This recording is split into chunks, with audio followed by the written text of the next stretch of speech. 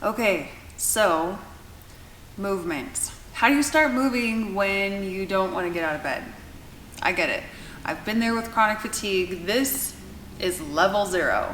Believe it or not, I would have the worst time just even trying to do one tiny body weight squat into a chair or holding an 8-second plank.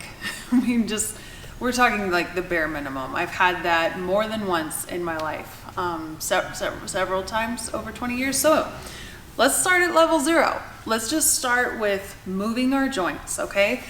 Get a chair, sit in the outer third, sit up top. Right here, right now, ground with your body. Just understand where you're at. Don't worry about pain. I didn't say to list pain. Anytime you feel pain, tip your hat to it and move on. Okay? We don't need to write that down in our journals. So, movement of the joints is going to oil the joints. If you have chronic inflammation, if you have any kind of arthritis, just that pain message that's in your body, all we want to do is put some lotion in there. All right? So like I said, this is our level 0. So this is just the bare minimum of movement. Turn your head. Turn your head. The ideas with these is that you're not forcing something to happen. If you have a shoulder injury or there's just like no way you're getting up there, okay, do what you can do. Maybe after you've done that 17 times, you can go back a little further. Maybe not. It's okay. But you are taking things to the end range of the joint and just claiming your space. You don't want to lose what you have. All right? So just a gentle twist. Now, I don't even know if I could right now do a 1-hour fitness class. I might be able to. But my fitness through the day comes in shorter bursts. Sit at the edge of your chair, extend one leg, and you're just going to go forward and backward. Keep that foot on the floor, forward and backward, okay? And when I was coming out of chronic fatigue or I was in the beginning phases of long haul. I was a long hauler before there was a term for that. Nobody knew what was wrong with me. There's like, it doesn't take that long to recover from the flu.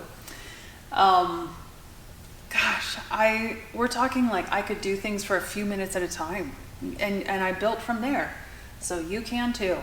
All right, switch legs. We're gonna do that again. Extend one leg, down and up. And now I'm definitely back to where I was before COVID, but not as strong as I want to be. Like with Lyme disease, I've always been working towards things. Other leg. So if you have a few things stacked against you, don't worry. Here's why you want to move. A, you have to hydrate and oil your joints, right? B, your body, we're going to go tea kettle, okay? Just a nice tick-tock. Your body works as a pump. Every muscle that's contracting, the opposite muscle is extending. That is a pump. It is pumping in nutrition. It is pumping out the yuck. If you have a sedentary lifestyle, or if the fatigue is so bad that you're always trying to like sit, lean, you just can't stand like your body weight because everything feels so heavy. I get it. I understand. But you want to be working towards the goals of being capable, right? So you have to start somewhere and then build from that. All right, let's do some shoulder shrugs. There were days where this would be my exercise routine all throughout the day. I would just do things for a few minutes at a time, not really trying to challenge myself, okay? But I had to pump my body. All right, and now forward and backward. Okay, so be careful like on your neck ranges of motion. I have arthritis in my neck and these feel great to me. When I started with any kind of neck movement and motion, I actually would get sore for a few hours after and then worse the next day. And that's just That's just your body's way of saying, I noticed what you did there and I'm not sure how I feel about it, but we'll talk later. I'm just gonna pay attention and check in later. And then each time you're moving, you're getting that worked out. Okay, so stand up out of the chair and you're going to do a very small squat. What I mean by that is like here, and you're gonna come back up, okay? If you feel you can get a little lower, get a little lower. Squat pointers, make sure your hips are coming back. Keep your knees inside the feet, like you want your knees to be over the shoelaces and going straight down, not like this. This is not a squat. This is a squat, all right? Now you can go to Rocky Mountain Recovery on YouTube, and there are several exercises that we've broken down for people. And this is just kind of like assuming that you know the basic movements, but I'll give you some pointers. All right, split your legs like this, okay?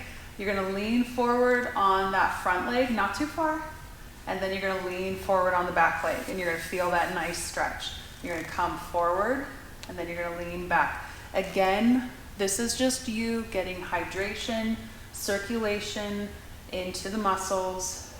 You're not allowing the tendons and attachments to get stale and stuck. Go ahead and switch legs.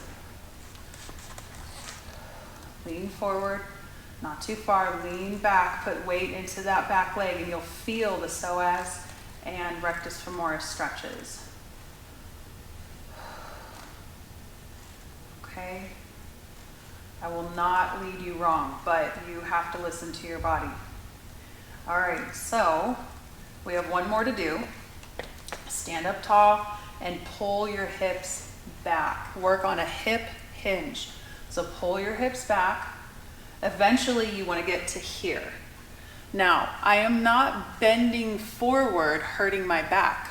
I'm pulling my hips back, and this is loading glute and hamstring and just giving you a nice stretch through that back line. You control how deep you're going, okay? Let's do a couple more. Great.